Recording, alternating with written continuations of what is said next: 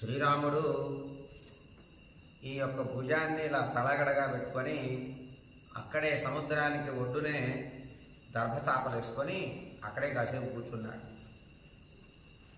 కాలం గడుస్తూ ఉంది.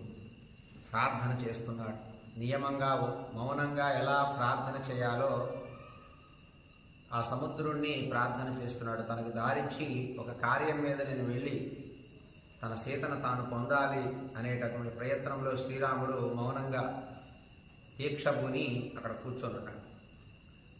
ఎటువంటి వాడు శ్రీరాముడు? వేల కొలది గోవులు దానం చేసిన భుజంట ఆయన చెయ్యి. ఎంతోమంది రాక్షసుల్ని ఇదే హస్తంతో యుద్ధం చేసి రాక్షస వధ చేసినటువంటి భుజంట. ఈ భుజాన్ని తల కింద పెట్టుకున్నాడు. ఇలా పెట్టుకుని కాసేపు పడుకుంటున్నాడు. చాలా సమయం గడిచింది.